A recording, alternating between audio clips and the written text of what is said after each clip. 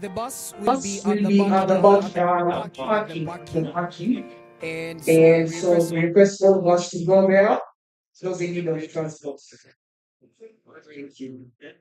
So okay, should do the intro. Then unaweza simama hapa hivi penye kuna at least some lights. Right. Then she'll do the intro hapa hivi. And then after that, tutatana. Yes.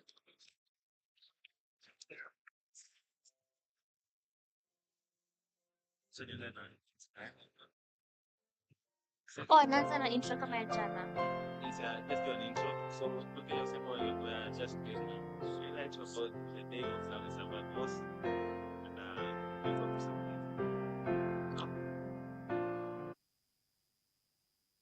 Okay, and so please.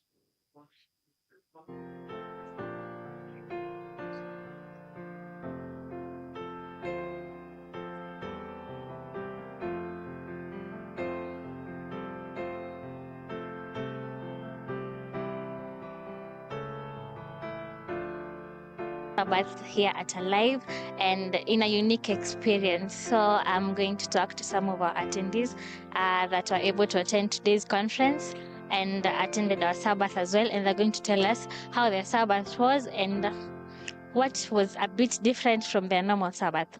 Yeah. Hello. Hi there, Your name, please. I'm Edwin Marube. And I'm Ruth. Right. Yeah. Okay. Okay, maybe you can tell us how your Sabbath has been and what has been the highlight of the day. Sabbath's been really fun. It's been really, like awe-inspiring. The day was superb. The preaching was stellar. The services were just up to par. It was different in the sense that, of course, this is not the normal Sabbath in which church we collect ourselves and have the regular style of worship, but inside here it was almost the same, but it was still unique in that we even had an outreach program in the afternoon, and that's actually part of the things that made it quite very refreshing. Okay, thank you. Earlier today, you were in the panelist discussing the lesson of the past week. Maybe you can tell us one of the best questions you had from the congregation or something that one of us or one of our viewers can take home. Well, generally, actually, I don't really think there's a question from the congregation, but there's a thought that was put across on how I just think the thought that was put across on how God is a God of wonders and how miracles actually still happen to this day. And they don't have to be very, let me say, the word we used was dramatic, but let me say visually engaging. But God is also in the process of still doing the same things, but in more practical ways. So he's still the same God who works miracles, with the greatest miracle being a changing human hearts from sin to righteousness. And remember, sin is something that actually overcame Satan. So we are overcoming something that overcame Satan. Only by the power of God can that happen. Thank you so much. Did you get to have a chance maybe to go to the outreach? Unfortunately, I actually went to New Life because I'd been called there. But I met some of our members who were in the outreach program, and I could see that it was quite something, quite an experience for them. Yeah, that was when I was coming back. Thank you so much. Yeah. Have a good evening. Thank you very much. We are going to find out how some of us experience the outreach experience out there, and I'm going to talk to some of who gave us some of the testimonies they got out there from Toy Market. Walienda hadi what was this place? They went to this hospital, Kenyatta Hospital. They visited different morgues, Toy Market. Along the way, they definitely got pedestrians walking, and they gave us different testimonies that were shared after non-service. And trust me, you don't want to miss out on the remaining sessions of a Live Kenya conference, Mission Empowerment Conference that is still held at Monday, and you can still catch up on these. You didn't miss out the Sabbath, but you're gonna catch up with the rest seminars that we will be having on Sunday and Monday. You can maybe get to listen from her. She got to go for the outreach session, and she can tell us something. Hello. Exactly. Yeah. Sorry. Empty nilete. So, Hello. Hi. hi. Your name, please. Yes, my name is Princess Yvonne Gicho. Thank you so much, Princess. Is this your first time maybe kukua kwa conference ya Alive? Okay, so let me just put this down. All right. So well, this is not my first time. I've actually been in Alive Kenya since its inception. This is my 15th year as a member of Alive Kenya. Interesting. Yeah. So maybe you happened to go for the outreach mission today. Yeah. That was held afternoon after afternoon session service.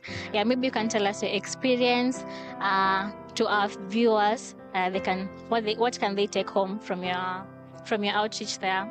All right. Well, I think well, particularly for this region of the world, we've always assumed that everybody is a Christian, and I think there's that assumption. Yeah, that's the word. There's assumption. And then also when we look at Matthew 24:14, whereby Jesus says that, and this gospel shall be preached to all the world as a witness, then the world shall come. It seems that you don't see the urgency for it.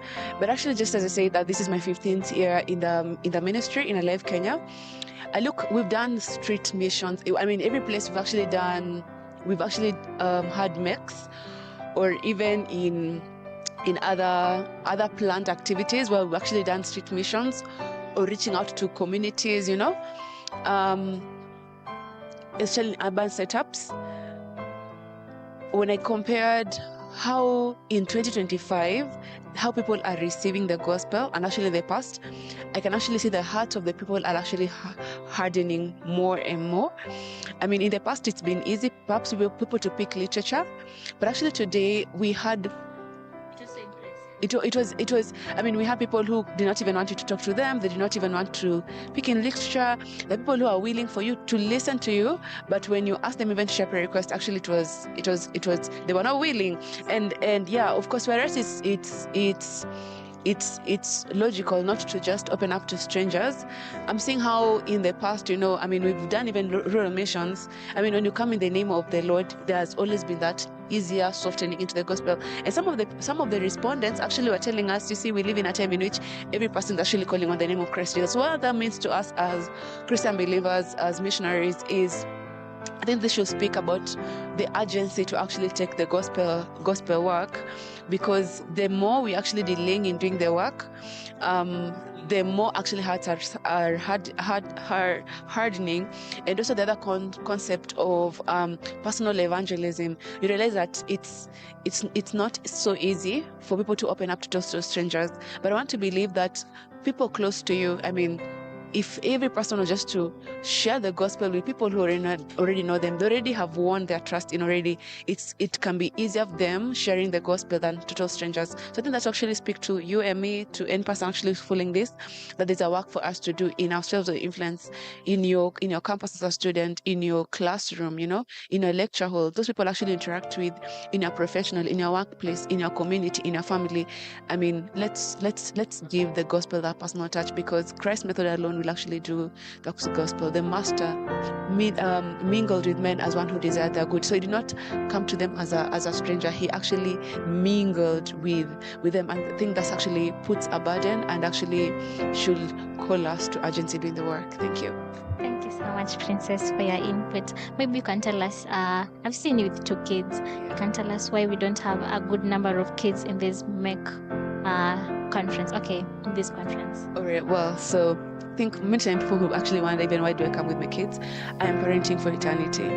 Alive Kenya is actually a movement that prepares us Africans living in eternity. And for the 15 years I've actually been in this movement. Actually, I have served in other ministries, both in leadership, but I like to say one of the things that is unique about Alive Kenya ministry is the Bible-based component. And I was just sharing with some pioneers actually during lunch hour, and actually saying that if for 15 years the movement has been able to maintain spirit-led, focus on eternity, Bible-based mission, high standards of biblical principle and understanding of biblical prophecies. I think that's a good comment in terms of organizational culture. There is high likelihood that it's going to be maintaining for a while. So I'm very keen that because I have, I think I left Kenya actually after high school.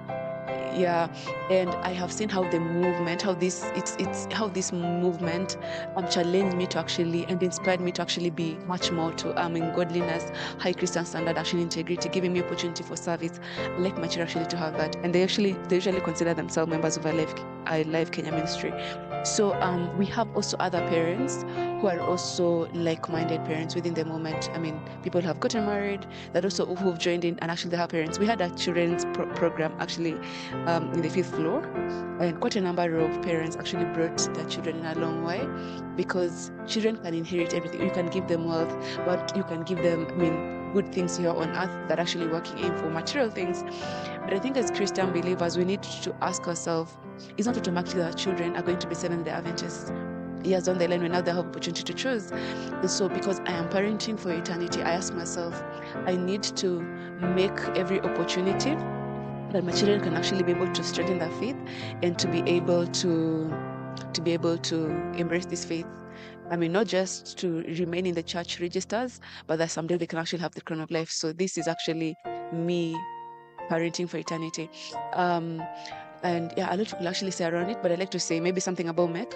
MEC actually is that grand opportunity, of course, for actually those who have been here, those who've been in this movement for a while, it becomes also a moment for us to rekindle our faith and actually to see that actually we're still here holding on the faith, as challenging ourselves as we see what God has done. Visions, the prayers we made years down the line, as we see God actually fulfilling them. Also, another thing, reason why MEC is actually such a major event in our life, Kenya. There's this quotation in the Spirit of Prophecy that it is in such meetings as this when members actually agonize to be empowered for the work that God will pour out His Holy Spirit. So, of course, I know we have many programs within the Seventh-day Adventist Church, but MEC Mission Empowerment Conference actually stands out as a moment in which students, young professionals are coming in together, not to plead in for anything, but that the Lord can actually empower them and equip them to impact their communities, to impact the stations of life that the Lord has actually given them. It also becomes a moment, most of the time, like